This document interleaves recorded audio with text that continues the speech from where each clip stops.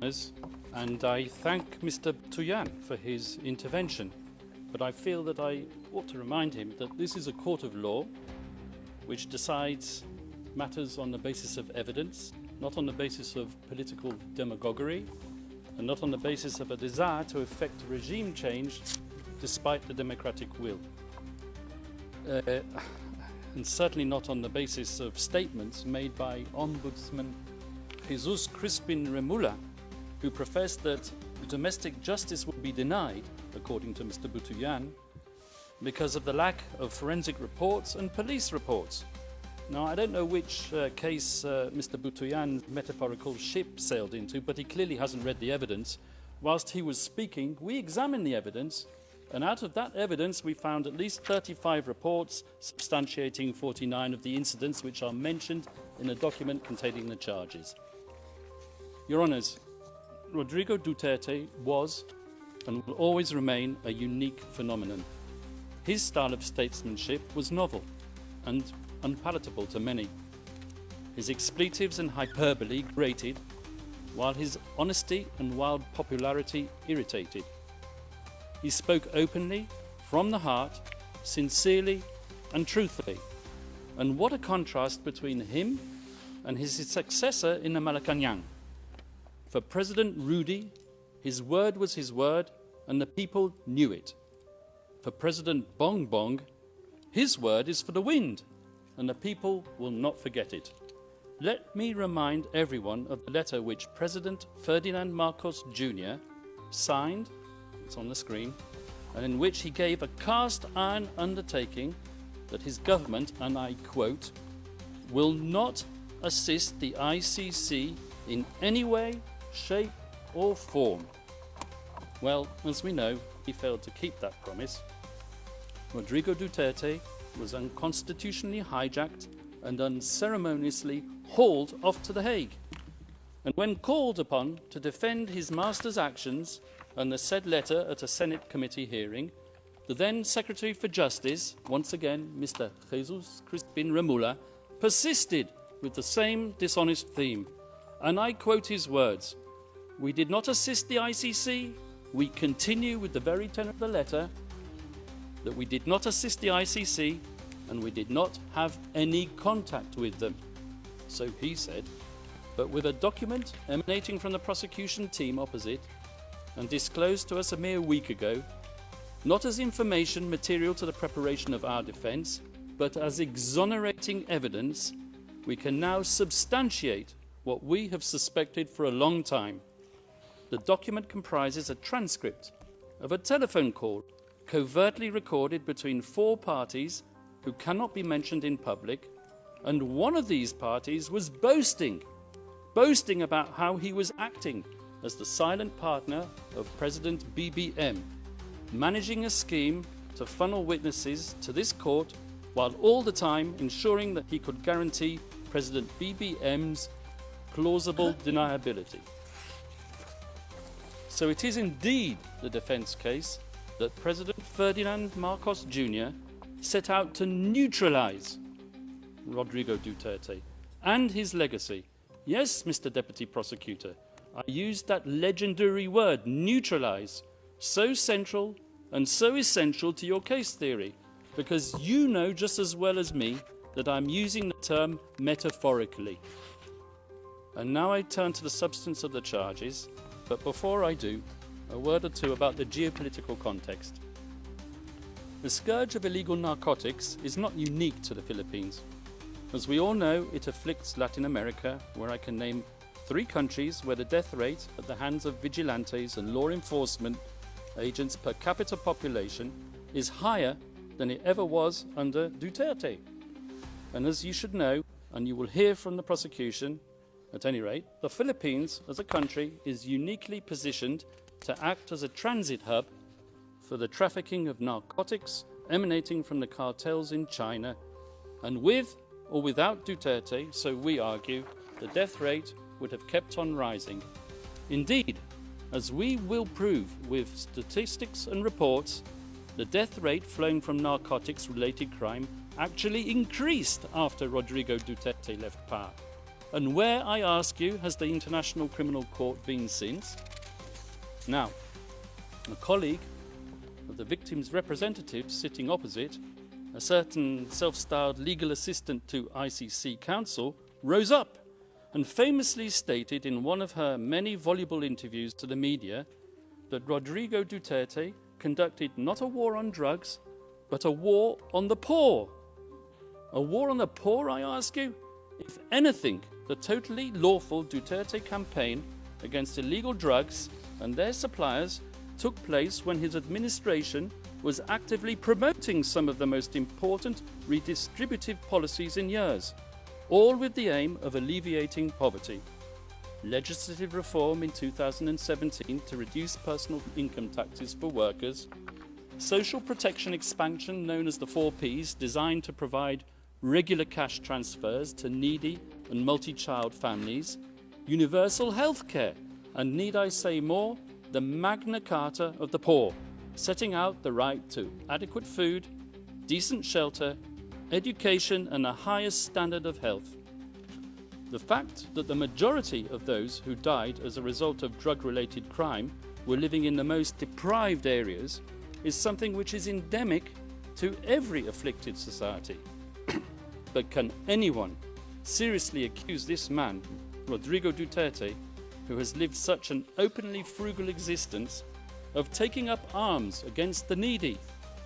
This is the man who at the age of 5 arrived in Davao to live in a modest shack where rain leaked through the roof, forcing him to crawl under the kitchen table to take shelter. This is not the man born with a silver spoon in his mouth and groomed for the presidency from childhood. This is the man who was born to a lawyer and a governor who taught him discipline, values, and respect for the people by being one of the people. This is the man who, as president himself, shunned the luxuries and the privileges of high office, and like others before him, and even those after him, he slept not in the palatial grandeur of the Malacanang, but in Spartan quarters of his bodyguard's hut.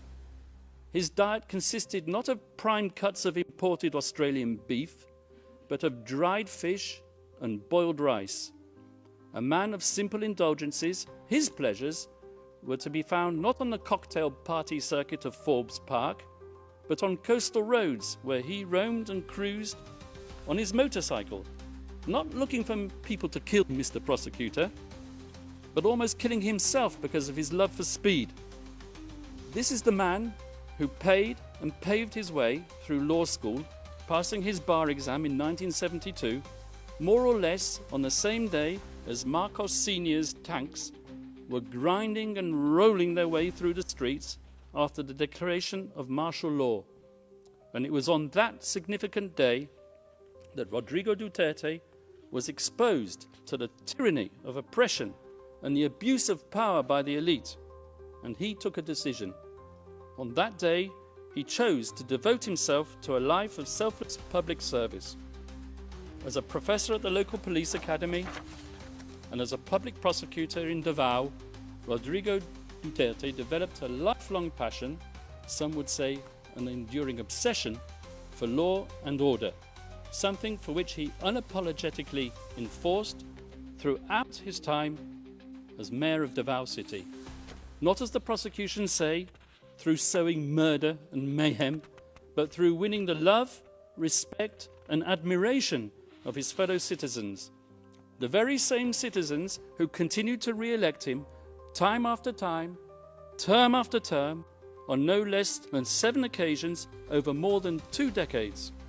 And throughout his 20 or so years tenure as the mayor of Davao, Rodrigo Duterte and his family transformed that city from an outpost of communist insurgency and criminal violence into what is now one of the safest cities, not just in the Philippines, but in the entire world. This was indeed the so-called Davao model, which the prosecution wants to persuade you was code for unbridled criminal violence.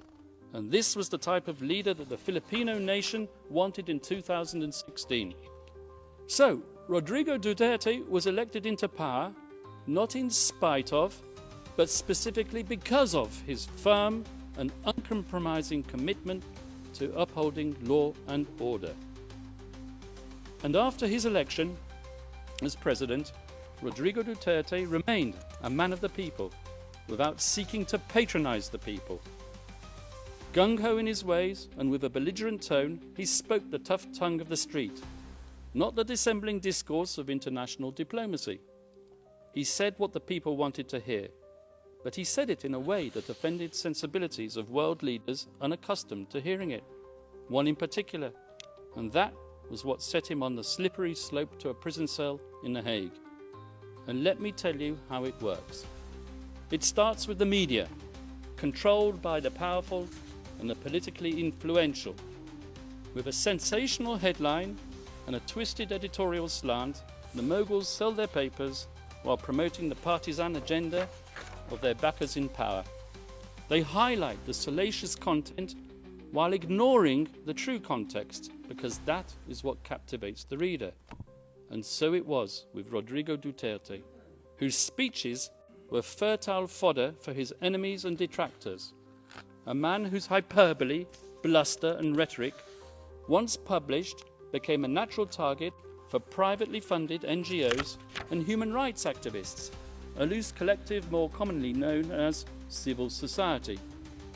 These people descended upon the Philippines to advance an agenda even more lacking in objectivity than that of the media, and heavily funded by tycoons with even grander designs, they print their glossy reports, replete with iconic photographic images of grieving families and dead bodies in rain-swept, nighttime crime scenes, all dramatically illuminated with the fluorescent glow of neon. Images carefully crafted to shock the conscience and to sway the emotions, and, I may say, to be used by the prosecutor when they don't even relate to the charges. And they gave their slick reports bold titles lifted straight out of a James Bond movie, such as License to Kill, One Shot to the Head, You Can Die Anytime, or simply, They Just Kill. The photographers are feted and their shots exhibited as art all over the world, and the brave journalists who act as their sources win awards and Nobel Prizes. And slowly but surely their narrative becomes the sacred, unchallengeable and unshakable truth. And so the pressure builds up, and the academics who haunt the corridors of the progressive left law faculties far away in the United States tweet their research and publish their articles pontificating about crimes against humanity, systematic attacks against the civilian population, and they point their finger at one man alone, and bandy about slogans such as accountability and the prevention of impunity. They give their gratuitous advice on what should be done, sometimes academics who formerly worked alongside the prosecutor of the International Criminal Court. Communications and complaints are filed, and the rest, as they say, is history. In any event, we're not gathered here today to judge a man on the basis of his coarse attitude or his vulgar language.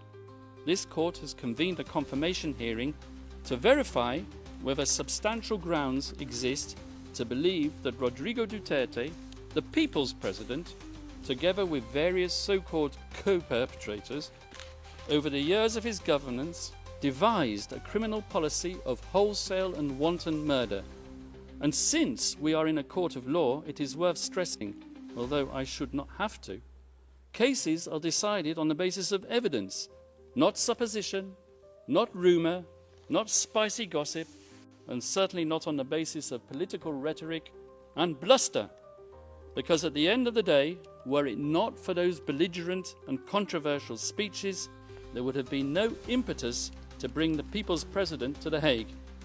And when the prosecution's evidence is examined, I would ask you to keep an open mind and to question not just whether that evidence has been selectively presented, but whether there exists evidence which the prosecution has failed to produce.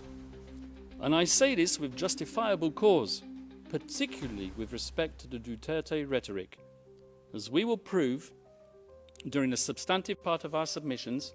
The notorious speeches on which the prosecution relies have been cherry-picked to suit its narrative, while ignoring the many other speeches when the former president tempered his bombastic language by clear reference to the principle of lawful self-defense. We, the defense, have read as many of these speeches as we can find. In fact, in our poky little office on the top floor of the furthest building away in this complex, we have a counter which ticks and ticks.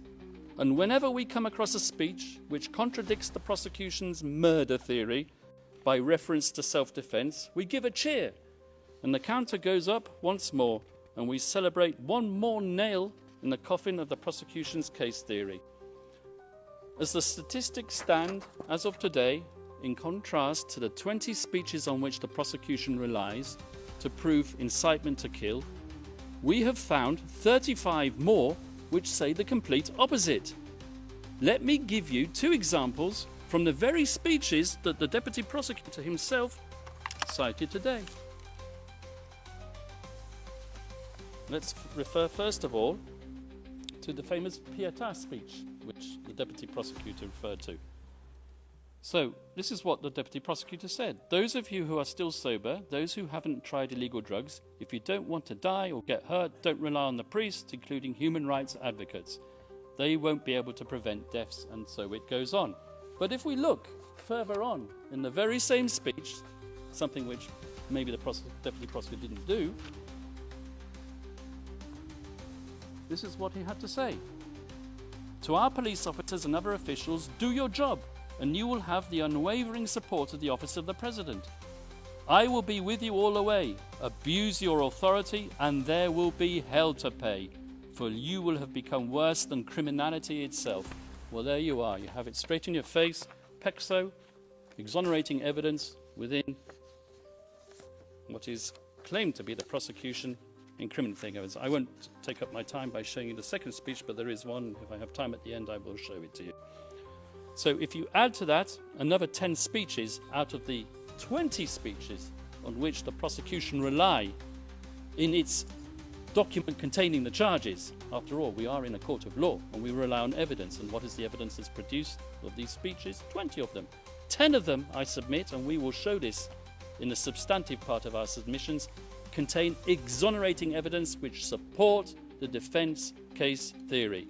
In other words, if you add the 10 which we've identified in the prosecution's 20 to our total of 35, we come to 45 speeches versus 10, which we say support the use of force only in self-defense. That is 350% more speeches in favour of our defence and 354% more reasons not to confirm the charges.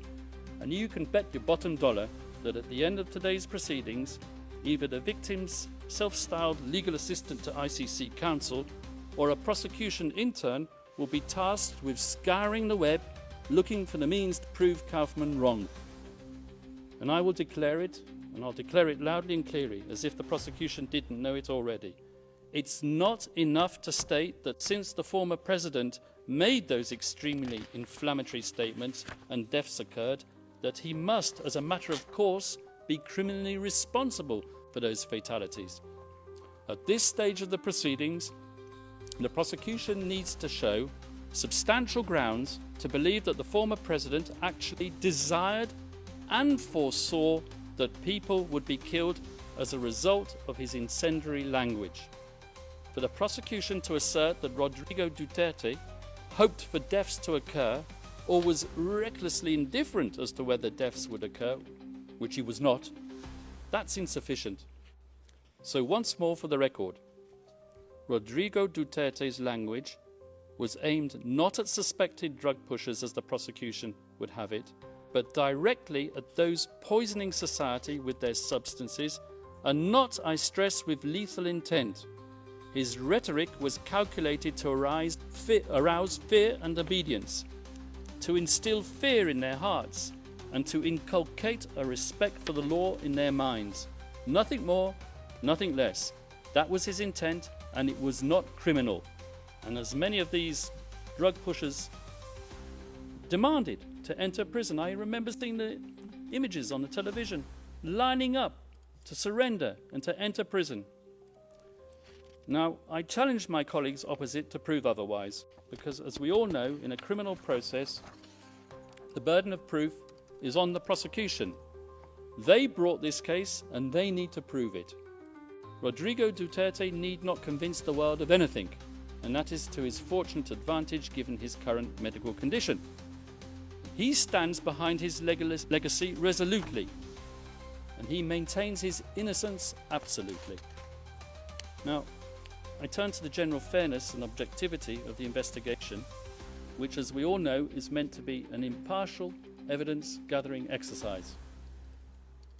As an ex-prosecutor myself, I'm used to investigating agencies pursuing all reasonable lines of inquiry, assimilating all testimonies, and digesting all documentation and forensic evidence, recommending who to target for prosecution, but not so with this prosecution. When we, the defence, study the course of the investigation in this case, one thing is plain as a pikestaff. The chief prosecutor of this court, Mr. Karim Khan, not only failed miserably to carry out his duties under the Rome Statute, requiring him to examine exonerating circumstances as well as incriminating, but he single-handedly contaminated it, so we alleged, by pursuing a one-track crusade with a view to a predetermined objective. Let me explain. Although the ICC officially authorized an investigation into the so-called Philippines situation in late 2021, it was deferred a few months later back to the Philippines for the official investigation to resume only in late 2023.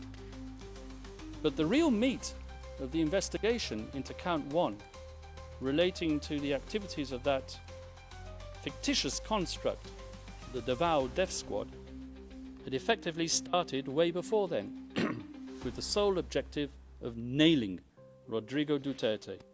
Indeed, all the way back in 2018, during its so-called preliminary examination, the prosecution had an individual who will be referred to as P1, handed to them on a silver platter.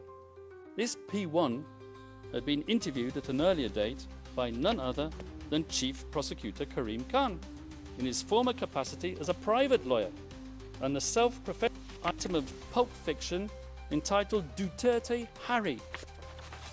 Your Honours, the picture on the front cover of that book says it all. It really does scream objectivity, doesn't it? I say that sarcastically, of course. Fortunately for us, the defence, the appeals chamber, has now disqualified Chief Prosecutor Karim Khan from this case. A welcome development as a matter of ethical propriety, but in our opinion, too late in the day to salvage the integrity of the investigation that he had supervised. An investigation in the course of which he concealed his former role as the victim's counsel, who had deemed our client a suspected murderer as far back as 2018 and right up to the very day before this pre-trial chamber issued its arrest warrant.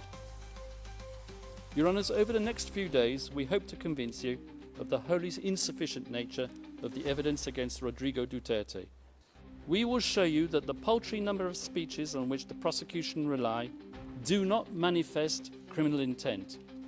We will also convince you that as hard as they tried, the prosecution's investigators couldn't get even one of its criminal cooperating witnesses, whose reliability is next to zero, to admit that they heard the former president, Rodrigo Duterte, give an order to kill at any time relevant to the charges, or with respect to any of the incidents. And we hope that when you conclude your deliberations, Your Honours, that you will dismiss these grievously misplaced and politically motivated charges. We will ask you to send Rodrigo Duterte back to his family, and we will ask you to give back to the Filipino people their tatay digong. Thank you, Your Honours. The presiding judge. Thank you very much, Mr. Kaufman.